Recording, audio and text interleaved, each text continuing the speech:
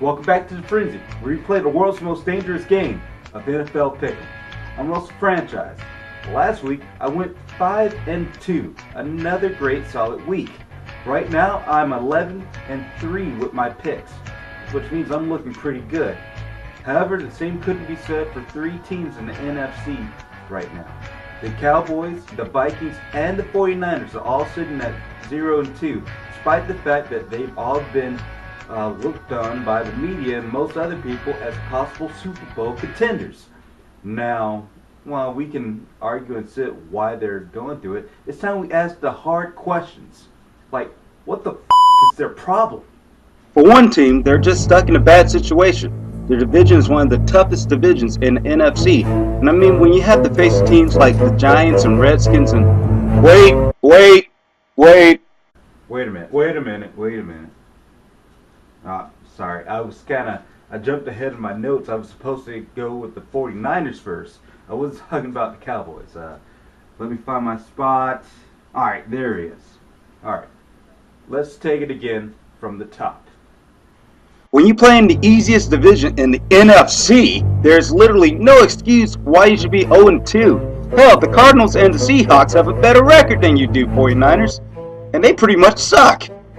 But 49ers fans, I think you guys will find a way to climb back to the top. And it'll start by defeating the Chiefs. Look for Singletary to coach his way to a big win against the Chiefs. The Vikings are in a tough spot too. Maybe if a certain person would have made training camp this year, they probably would have had a better chance. But here at the Frenzy, we don't point fingers. Instead, we just do great special effects and play embarrassing music.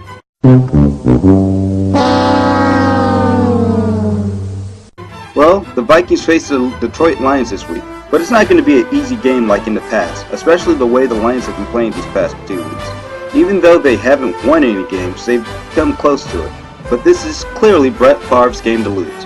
Look for the gunslinger to take one from the Lions this week. And now let's focus on the mess that is the Cowboys. I'm not going to sugarcoat it. This team has let a lot of fans and media members down. Look, if they want to play the Super Bowl in their house, now's the time to step up. But it's going to be difficult as we have a big showdown in Texas. The Texans have been red hot, scoring 2 big wins against the Colts and the Redskins. The way the Texans have been playing, it's hard to pick against them.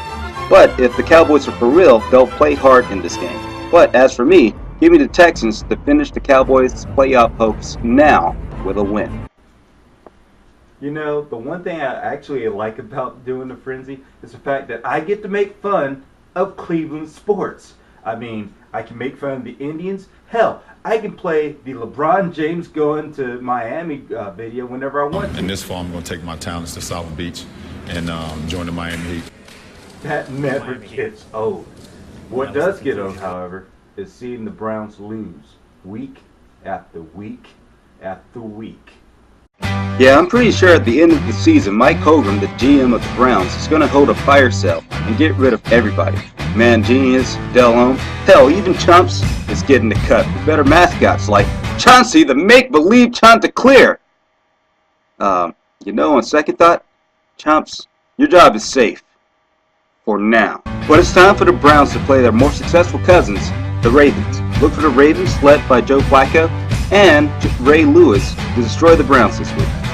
I know Big Ben wants to play this week, but you're going to have to sit out 2 more weeks while your team struggles to find a suitable quarterback. Besides, the defense might win their next game. However, I'm looking for the Buccaneers to tear down that steel curtain and take one from you guys this week. For the bonus pick, let's go to Notre Dame, Indiana, where Notre Dame is in serious need for a great motivational speech.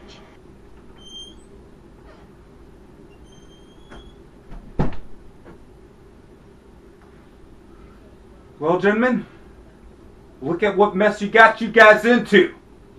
You started off as the pride of the Irish. Notre Dame was finally going to put the past of Charlie Weiss behind. You even got a new coach, Brian Kelly. In the first game, you did good. But then 2 weeks ago, you lost to Michigan on a last-second play. I thought it was the worst. I thought you guys could rebound off it. But what happens? The next week, you lose to Michigan State. On, of all plays, a fake field goal. How does it feel to be owned by everybody in Michigan? Michigan! Didn't come out here to yell at you guys. In fact, I just came back from the hospital. A poor man is on his deathbed. And he told me, I know that you have a bonus pick. And I'm hoping that you could make the bonus pick. The Notre Dame versus Stanford game.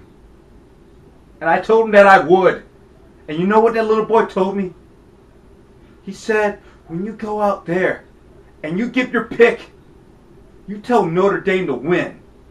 And you tell Notre Dame to win one for the franchise. That little boy is out there. And he wants you to win a game for the franchise. Are you going to deny that kid his dying wish of making me happy? I hope not. For I am picking you to beat the Stanford Cardinals. Let's go out there and show the Stanford Cardinals when Russell franchise gives a bonus pick, he never loses a bonus pick. Play like a champion.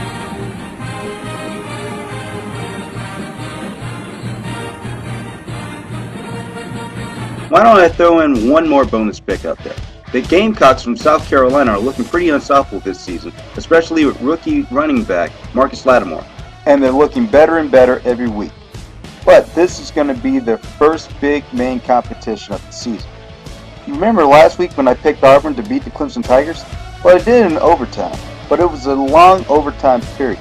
And they lost a couple of good players in the process. This might play well for Carolina if they want to win.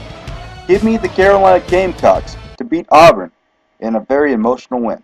The NFL world was rocked by the sudden death of Kenny McKinley, a South Carolina great who had records in South Carolina and the SEC, and an outstanding wide receiver for the Denver Broncos.